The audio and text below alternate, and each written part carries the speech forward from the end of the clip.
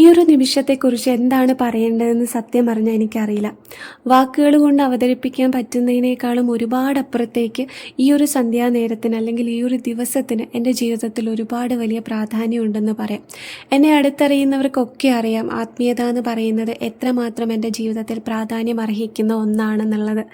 എന്നാൽ 3 വർഷമായി ഞാൻ ആത്മീയതയിൽ നിന്ന് പുറകോട്ട് നിൽക്കുന്നു. പൂർണ്ണമായിട്ടല്ലെങ്കിൽ പോലും ഭഗവാന്റെ മുന്നിൽ ഒരു തിരി പോലും കത്തിക്കാതെ പരിഭവത്തിൻ്റെ പുറത്ത് ഞാൻ ഇരിക്കാൻ തുടങ്ങിയിട്ട് അതെ ഇന്നേക്ക് 3 വർഷമായി.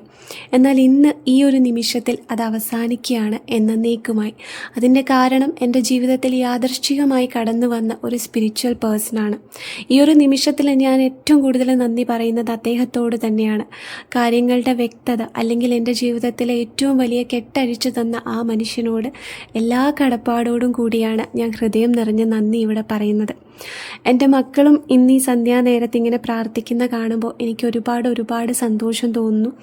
ജീവിതത്തിൽ എത്ര വലിയ പ്രശ്നങ്ങൾ വരുമ്പോഴും ഒരു കൊടുങ്കാറ്റിൽ മരത്തെ വീഴാതെ അതിൻ്റെ വേരെങ്ങനെ സഹായിക്കുന്നു, അതുപോലെയാണ് ആത്മീയത നമ്മുടെ ജീവിതത്തിൽ നമ്മളെ സഹായിക്കുന്നത്. ഹരേ രാമ രാമ രാമ രാമ ഹരേ ഹരേ.